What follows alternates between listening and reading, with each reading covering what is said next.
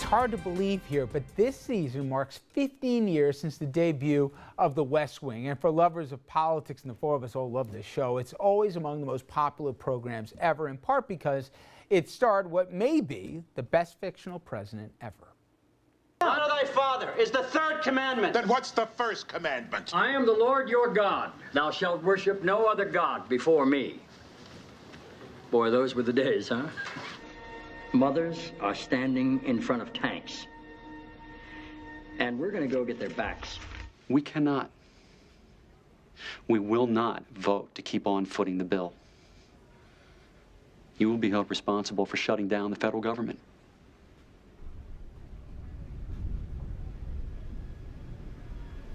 Then shut it down. One last thing. While you may be mistaking this for your monthly meeting of the ignorant tight-ass club, in this building, when the president stands, nobody sits.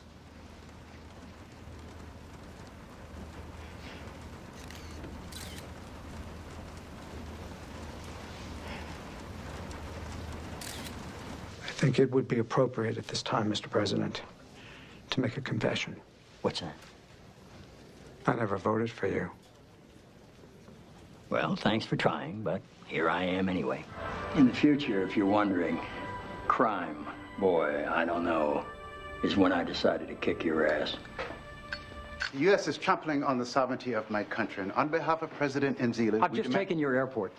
You'll denounce these people, Al. You'll do it publicly. And until you do, you can all get your fat asses out of my White House. CJ, show these people out. I believe we can find the door. I could watch these clips all night. And now it's not just Jed Bartlett. There are a whole lot of fictional presidents, some a little contrived, but also some that get you fired up and inspired. And I think it's made it harder for some of the real presidents to measure up. Get off my plane. With every child we comfort and then teach to rejoice in what we have been re-given. We're going to survive.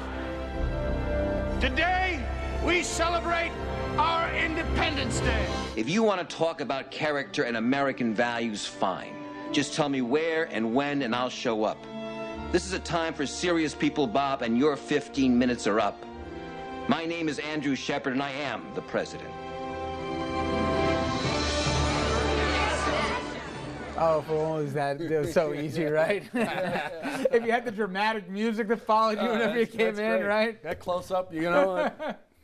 But seriously, is there an element, everybody knows there's TV and everything else, but people expect larger-than-life figures. I mean, even during the campaign that was largely a TV special for President Obama, some argued, real governing's a lot harder than Hollywood makes it. In some ways, have the public's expectations gotten a little overly inflated? I think they probably have. Yeah, I really do, because each of those movies. I mean, where's the president fighting the bad guys on Air Force One? One of them fought aliens, by the way. You know, he got in a fighter jet in Independence Day. But yeah, I always marveled at that. Yeah. I think you did that once, though, right? In Nyack, right? You got in a fighter jet. Oh, that's right. Yeah, flying around. And they filmed it, too. It's perfect. Yeah, exactly. Now, I think people do it. But, of course, the reality is that we don't see a lot behind the scenes. So that's why West Wing was so much fun, because he had, in that show, he had his vulnerabilities, you know. And you could see he was really trying. He had real tough issues from time to time, which is the reason I love that show perhaps more than the other. He was a real person. He had flaws. He had all that. He had challenges. But the idea, Andrew, that it was a war of ideas that we saw in all these things, and it was concepts. The public now says it's not about ideas, it's about the petty partisan bickering, it's about dysfunction and everything else. I know it's a movie, I'm not trying to make it what it wasn't, or a TV series, albeit a great one. There is something to it, right? It played to the better angels of our nature, because most of the characters in it were doing it out of pure purposes, that they legitimately thought they were doing the right thing or what was in the best interest of the country. And it wasn't just for petty political gain, and we see so much of that play out in real life. Mr. County Executive, I'm curious, though. Did you ever get staffers who started in government who thought maybe it would be a lot like The West Wing or a lot like one of these movies that they saw, only to realize, boy, this is not nearly as exciting, or maybe more exciting? No, actually, the staffers are the one who enjoyed the show the most, and people who would come in, because although it's not of that caliber, okay, but the similarities in trying to make a deal to get something passed, or some having to deal with a rogue legislator, or trying to deal with a major issue of life and death, which does happen. Yep. The constant flow of information, and the pettiness. You know, then in between there, you've got these, why are we dealing with this subject kind of thing? And that's why The West Wing was so much fun. And literally, the staffers would talk about it every day, every morning What was afterwards. Andrew, the Big Cheese? What was that one? Big Cheese Day, yeah. Big When Cheese everybody Day, would come right. in with We their have to pet deal with issues. some of those ancillary issues.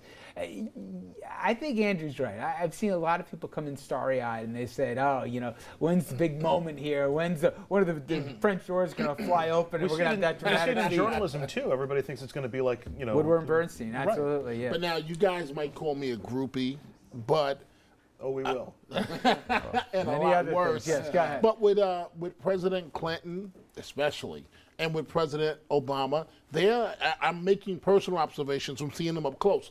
They are larger than life figures. I mean, I still get chills no matter who the president is, President Bush, whoever. And I don't know how you guys feel about this, but when the lights are on, all the lights in the room, and the podium's there, and then all of a sudden you hear dun dun dun dun dun, and ladies and gentlemen, the president, and they walk out. I mean, they're very magical. I got you beat in that I once met many years ago Dan Quayle, who even then was a punchline, okay? So you'd say to yourself, this one ain't exactly like, you know, JFK's walking in the room. But there's something that happens when you hear, I mean, and it's not just the, you know, from the executive office, but when they walk in, the room feels different. Yet nobody sits down, and that was made for TV. You're all standing. There is that aura and that possibility of something. I'm not trying to be too Pollyannish here, but there still is that thing. And sometimes if they get it right, not when they're fighting aliens and the president's literally in a fighter jet, but they can capture it, you know, and that's why you got into the business in the first place, right? Absolutely. I mean, to fight aliens. Well, I haven't found any yet. I'm looking. God knows he's looking. Yeah. But no, I mean that's one of the reasons, and it's true. You know, you're with that stature. When I met President Clinton the first time, you know, he's the president of the United States. There's nothing. You know, that's the largest and most powerful position, and no matter how you look at it, and forget all of the various jeeps and the guns and the security. He's the president of the United States, and it really does it. And so to allow us to come and see just a little bit, maybe not Air Force One so much, but in those kinds of movies where you get a chance to see maybe how they do really act in there, it's good. It is. All right, we're going to take a quick break, everybody. We'll be right back.